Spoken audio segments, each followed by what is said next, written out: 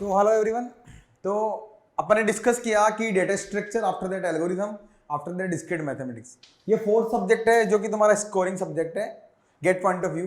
और अगर मैं प्लेसमेंट की बात करूँ या फिर किसी भी कम्पिटेटिव एग्जाम की, तो डेफिनेटली ऑपरेटिंग सिस्टम से प्रॉब्लम डेफिनेटली आएगी। तो ये जो कवर करता है तुम्हारा, ये 9 to 10 मार्क्स कवर करता है एवरी ईयर।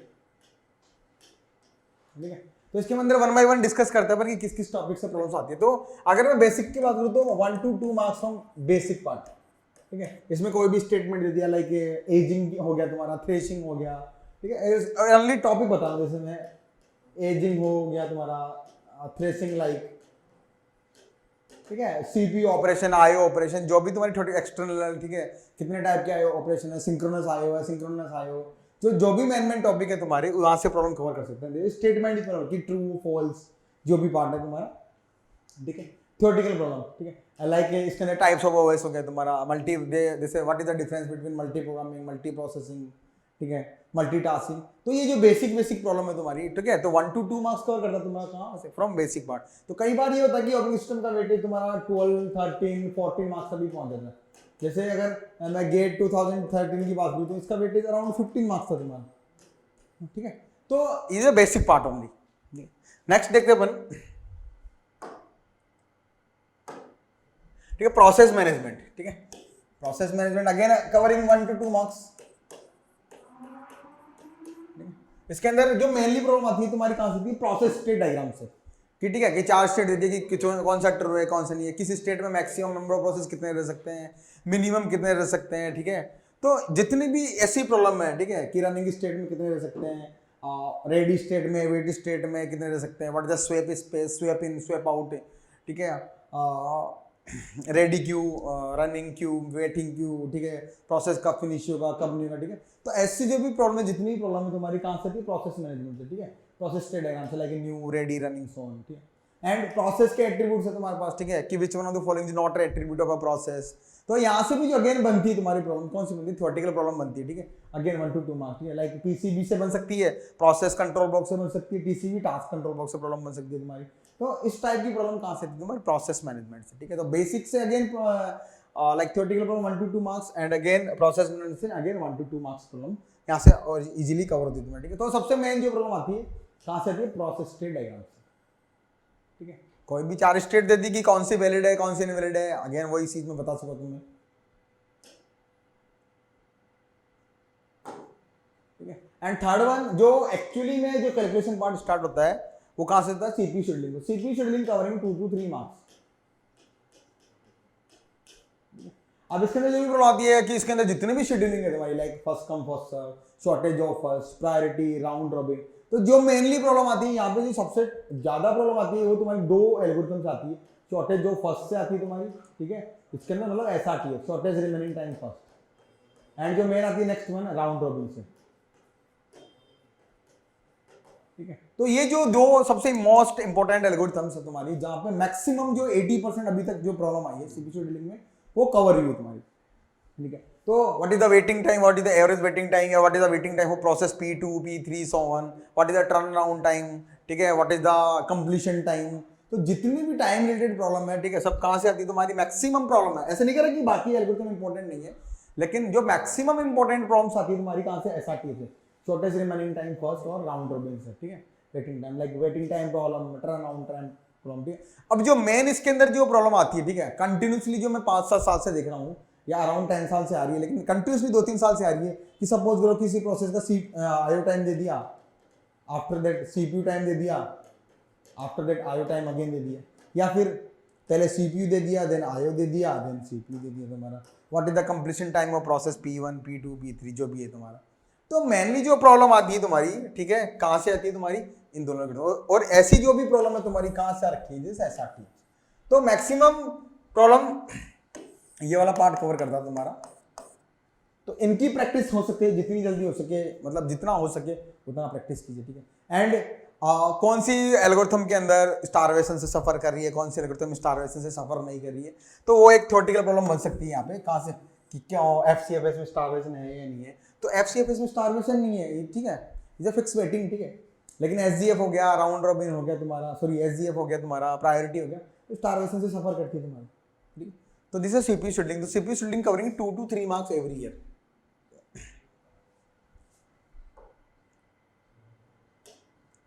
ठीक है. और नेक्स्ट है तुम्हारा डेडलॉक. तो deadlock covering again 1 to 2 marks.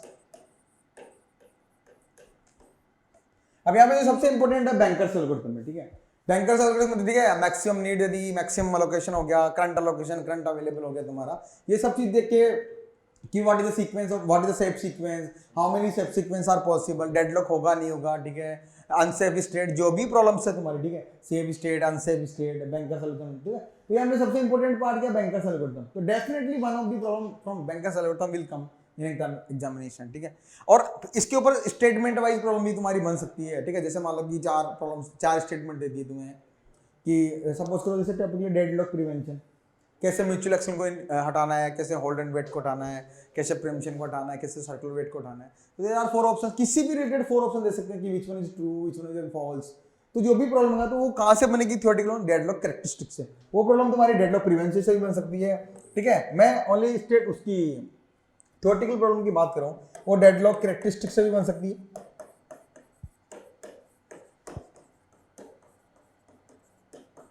ठीक है. वो डेडलॉक अवॉइडेंस से भी बन सकती है.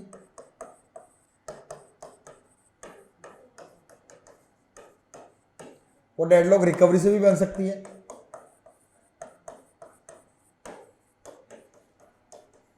वो डेडलॉक डिटेक्शन से भी बन सकती है.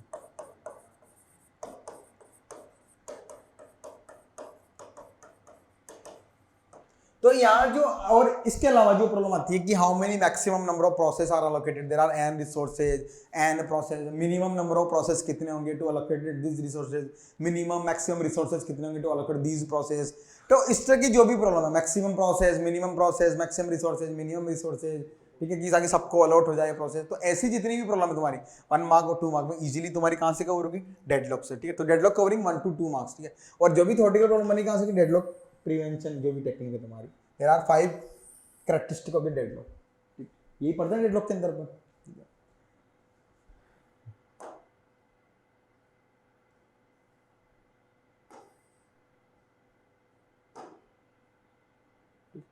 अब नेक्स्ट जो वेरी इंपॉर्टेंट पार्ट है तुम्हारा, ठीक, वेरी इंपॉर्टेंट पार्ट है ऑपरेटिंग सिस्टम को, वो क्या है, सिंक्रोनाइजेशन. इस covering 4 to 5 marks every year.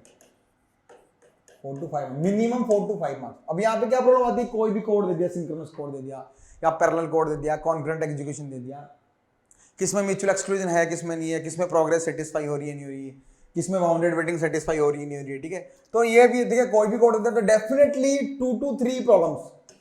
ठीक है. 2 to 3 problem from synchronization will come definitely. ठीक है. कौन सा प्रोसेस प्रॉपर्ली सिंक्रोनाइज है, कौन सा प्रोसेस प्रॉपर्ली सिंक्रोनाइज नहीं है. तो जितनी भी प्रॉब्लम है तुम्हारी कहाँ से आएगी, डेफिनेटली सिंक्रोनाइजेशन. तो very important topic, it is very important. ठीक है. तो कई बार इसके अंदर 6 to 7 मार्क्स भी चला जाता है तुम्हारा, 6 to 7 मार्क्स. ठीक है. Then after that very important again is semaphore. अब सीमाफोर 2 टाइप होते हैं, बाइनरी सीमाफोर, काउंटिंग सीमाफोर. ठीक है. कि मैक्सिमम नंबर ऑफ प्रोसेस कितने रह सकते हैं क्रिटिकल सेक्शन में, सीमाफोर की वैल्यू क्या होगी.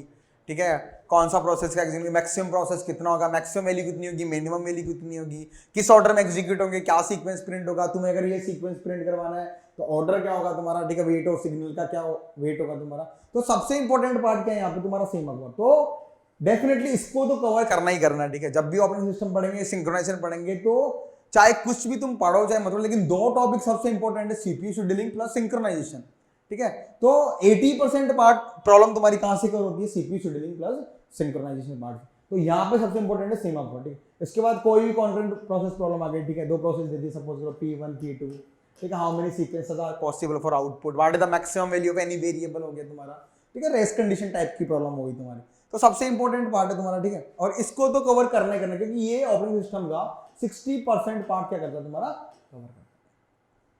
ठीक है. तो जितनी भी प्रॉब्लम से गेट की, ठीक है, अच्छे से करो उनको सोल्व. और वही प्रॉब्लम क्या होती है तुम्हारी, बार बार रिपीट होती है. कोई भी एक लाइन चेंज कर दी कोड की, सपोज करो जैसे फर्स्ट ईयर में 2000 में पूछ लिया कि व्हाट इज द, इसके अंदर म्यूचुअल एक्शन सेटिस्फाई होगा नहीं, उसी प्रॉब्लम में नेक्स्ट ईयर पूछ लिया प्रोग्रेस सेटिस्फाई नहीं होगा, उसी प्रॉब्लम में नेक्स्ट पूछ लिया कि बाउंडेड वेटिंग सेटिस्फाई होगा नहीं. तो जितनी भी प्रीवियस ईयर की प्रॉब्लम है सिंक्रोनाइजेशन की, अगर इनको सोल्व कर लोगे अच्छे से तो तुम्हारे कॉन्सेप्ट डेफिनेटली मिलती है. ठीक है. और इसको नेक्स्ट टॉपिक देखते हैं. ठीक है. नेक्स्ट है तुम्हारा मेमोरी में, अगेन 3 to 4 मार्क्स. ठीक है। तो बहुत तुम्हारे स्मॉल टॉपिक है, बहुत स्मॉल टॉपिक है तुम्हारी, जहां से तुम प्रॉब्लम को कवर कर सकते हो। तो अब यहाँ पे बहुत सारी प्रॉब्लम्स है तुम्हारी, ठीक है। जैसे इंटरनल एक्सटर्नल फ्रेगमेंटेशन हो गया, उसमें थ्योरेटिकल प्रॉब्लम बन सकती है तुम्हारी, ठीक है। इसका रीजन क्या है, ठीक है। तो पेजिंग में क्या होता है तुम्हारा इंटरनल फ्रेगमेंटेशन, सेगमेंटेशन में क्या होता है एक्सटर्नल फ्रेगमेंटेशन, कि segmentation suffer from external, paging suffer from internal, ठीक है। तो ऐसी प्रॉब्लम तुम्हारी कहां से डी जान सकती है, इंटरनल फ्रेगमेंटेशन। तो this is fix partition scheme, ठीक है। तो this is fix partition scheme here,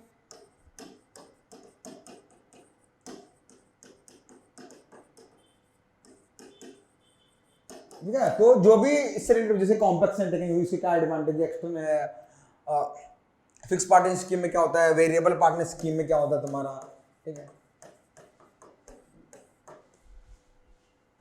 उसके बाद सबसे इंपोर्टेंट नेक्स्ट है तुम्हारा पेजिंग, ठीक है। पेजिंग के अंदर तुम्हारा जो प्रॉब्लम आती है, what is the page table size, ठीक है। What is the page table entry size, ठीक है। पेज टेबल एंट्री साइज में इतनी बिट्स अवेलेबल है, तो how many bits are string available to store the paging information, ठीक है। उसके बाद पेज रिप्लेसमेंट एल्गोरिथम, इसमें भी सबसे इंपॉर्टेंट क्या है तुम्हारा, ऑप्टिमल, ठीक है। लीफ हो गया तुम्हारा, फीफ हो गया तुम्हारा, ठीक है। दो एल्गोरिथम दे दिया तुम्हारा कि what is the page fault difference, what is the, ठीक है। तो दोनों एल्गोरिथम में कितना कंपैरिजन है, इतने पेजेस मैंने एक्सेस किए। तो सबसे इंपॉर्टेंट क्या है यहाँ पे, पेज रिप्लेसमेंट एल्गोरिथम, ठीक है। पेजिंग हो गया, पेज रिप्लेसमेंट हो गया, उसके अंदर भी सबसे तीन, optimal, LIFO and FIFO, and multi level paging also, like 2 level, ठीक है। तो अभी तक जो प्रॉब्लम आई है सिलेबस में तुम्हारे, ये 2 लेवल 3 लेवल प्रॉब्लम, ठीक है। 2 लेवल प्रॉब्लम तो इस साल भी आई है तुम्हारी, ठीक। उसके बाद जो प्रॉब्लम आती है, ठीक है, वर्चुअल मेमोरी। अब वर्चुअल मेमोरी में किस तरह की प्रॉब्लम आती है, what is the page fault service time, कितना सर्विस टाइम लगेगा, ठीक है। What is the page fault rate, ठीक है, मतलब प्रोबेबिलिटी कितनी होगी पेज फॉल्ट होने की, ठीक है। इफेक्टिव मेमोरी एक्सेस टाइम कितना होगा, ठीक है, एवरेज एक्सेस टाइम कितना होगा, ठीक है। तो इस तरह की जो भी प्रॉब्लम है तुम्हारी कहां से होती है, पेजिंग से। तो ये भी सबसे इंपॉर्टेंट टॉपिक है तुम्हारा मेमोरी मैनेजमेंट भी यहाँ, ठीक है। इसमें कई तरह की प्रॉब्लम आती है तुम्हारी, ठीक है। Partition scheme, like first fit, best fit, next fit. तो ये लॉजिकल सब्जेक्ट है, इसको छोड़ने से मतलब नहीं, ठीक है। जो भी सब्जेक्ट मैंने बताया, जैसे डीएसए हो गया, डिस्क्रीट मैथ्स हो गया, उसके बाद ऑपरेटिंग सिस्टम हो गया, तो ये लॉजिकल सब्जेक्ट है। इनमें एक भी टॉपिक ऐसा नहीं है जो स्किप कर सकते, क्योंकि इनका वेटेज कुछ भी हो सकता है, ठीक है। मिनिमम बताया मैंने, मैक्सिमम कुछ भी हो सकता है, क्योंकि स्मॉल टॉपिक है, उसको इजीली अपन रीड कर सकते हैं, ठीक है। नेक्स्ट है file management, again 1 to 2 marks, ठीक है। तो आइदर या तो थ्योरेटिकल प्रॉब्लम आएगी या तुम्हारी क्या आएगी, numerical problem, like maximum file size क्या होगी तुम्हारी, ठीक है। और जो सिंगल डायरेक्ट है, डबल इनडायरेक्ट है, ट्रिपल इनडायरेक्ट है, तो what is the maximum file size क्या हो गया। या हो सकता है कि टोटल फाइल साइज पूछ ले, what is the maximum file size पूछ ले, ठीक है। एलोकेशन मेथड पूछ ले, फाइल एलोकेशन मेथड क्या होगा तुम्हारा, ठीक है। कौन सी टेक्निक में फ्रेगमेंटेशन होता है, कौन सी में नहीं होता है तुम्हारा, ठीक है। डायरेक्टरी स्ट्रक्चर हो गया, सिंगल लेवल, ठीक है, tree level, cyclic graph directory structure हो गया तुम्हारा। फाइल एट्रीब्यूट रिलेटेड प्रॉब्लम आ सकती है तुम्हारी, कि अगर कौन कौन से हैं तुम्हारे प्रॉब्लम, जहाँ पे तुम्हारा जैसे ओपन हो गया, क्लोज हो गया तुम्हारा, ठीक है। तो ऐसी प्रॉब्लम भी आ सकती है तुम्हारी फाइल एट्रीब्यूट से रिलेटेड प्रॉब्लम, ठीक है। 1 to 2 मार्क्स। तो जितनी मैक्सिमम प्रॉब्लम है तुम्हारी, मैक्सिमम फाइल साइज अभी तक, अभी 2 to 3 ईयर कंटिन्यूसली जो प्रॉब्लम आ रही है तुम्हारी कहाँ से, मैक्सिमम फाइल साइज से।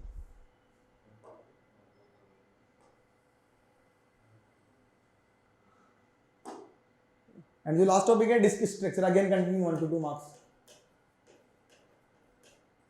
ठीक है। तो इससे प्रॉब्लम की what is the average seek time, या what is the total time to read the file, ठीक है। इतने तुम्हें सेक्टर एक्सेस करने हैं, इतने ट्रैक एक्सेस करने हैं, ठीक है।